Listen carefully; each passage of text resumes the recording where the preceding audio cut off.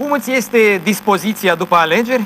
Of, uai, romnașul, care dispoziții și grăiești tu? Nici amul nu-i pot reveni cum trebuie. Vreau eu, măleac, să uit, dar tu e că iar mă strânești, mă zădă. Eu vreau să înțeleg și eu mai bine ce s-a întâmplat. Că îți spun cu toată sinceritatea, sunt și eu depășit de toată situația asta. Dacă până și tu, romnașul, ești de asta, depășit, cum ai zis tu, care ai văzut atâtea în viața ta, și să mai zic eu de mine. Romnașul, eu nu înțeleg cum așa ceva e posibil în anul 2023. Nu e ca prosta încăpățâna mie, nu intră, nu înțeleg și gata. Păi, vineri seară, nu au fost excluși cei din partidul lui Șor? Șansă, da, au fost excluși. În urmă la un raport de 32 de foi de la SIS. Păi, romnașul, și strășnișii în raportul acolo, un miliard numai în alegerile istea au băgat rușii și prin oamenii lor astea, Placatniuc, Șor și rest.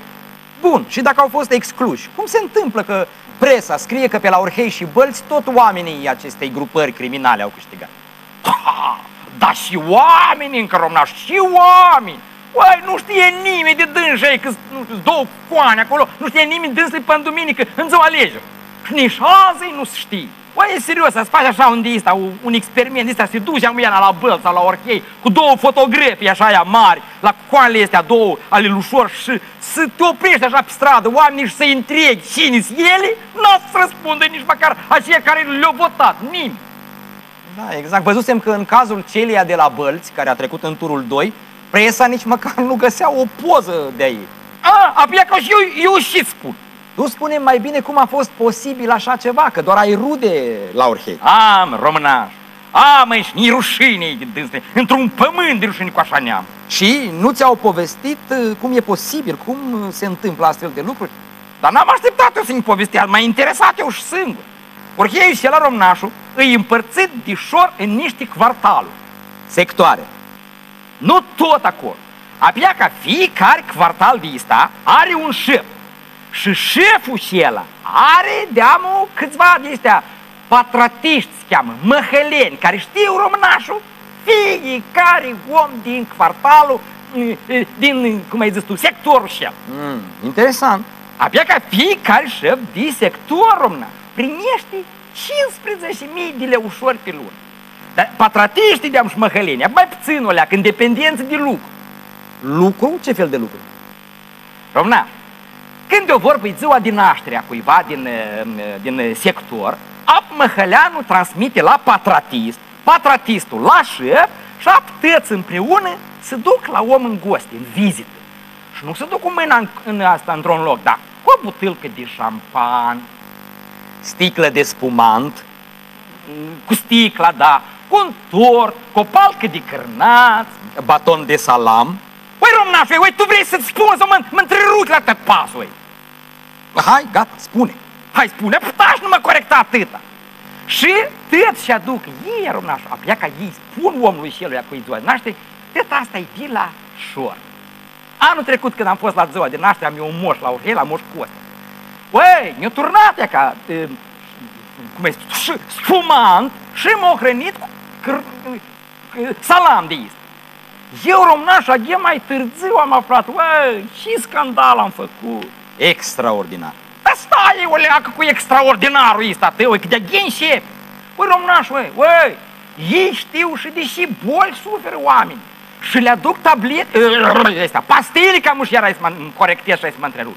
Au numerele lor de telefon, toate detaliile din buletin, știu și muzică ascultă, la și kinouri se uită, îi invită la concerturi, îi folosesc la proteste. Mai erau și magazine sociale. Așelea de-am sașela, desert. Tu înțelegi, românaș, cum au făcut ei de hâtru? Ei cu magazinele astea, i-au identificat pe oamenii ăștia, le-au luat pete date, adică acolo și trebuie să te înscrii. Și practic le controlează viețile, tu înțelegi? Lis și psihologi, și medici, și primari. Da, nu am mai auzit de așa ceva, sincer să fiu. Parcă mi-amintește de cartea aia lui Orwell, 1984. E carte. Care carte? La noi e mai rău decât în cărți. Și ea ca așa, când l-o scos pe lungul îl cheam pe ăsta, da? În decurs de câteva ceasuri, tăți patratiștii, măhălenii, șefii la șor, au fost puși la treabă și le-au transmis la oamenii ăștia, fiecare ca așa pe rând prea în față, că de-amul să o voteze pe ceilalte, nu pe lungul, pe asta acum cheam, pe Duduia asta, Cociu. Fantastic. Asta era înaintată de un alt partid, tot de-a lui Șor, nu? Da. Mi-am trecut eu piste stima mie, piste orgoliu și l-am sunat pe Moș Costea aici, eu mai alaltă ieri și îl întreb. Bate Costea, Moș Costea, băi, ce s-a întâmplat? Știi ce mi-a spus? Mi-a spus că vineri seara l-a sunat patratista și eu zis, Bate Costea, gata, lungul nu mai este, trebuie de votat Cociu aia asta. A doua zi eu adus și 1000 de lei și încă 1000 amu trebuie să iei de lei. Stai. Păi asta e corupție, domnule. Așa e româna. E inadmisibil așa ceva. Ia ca așa câștigă ei alegerile, folosind de sărășia și de asta, neinformarea oamenilor.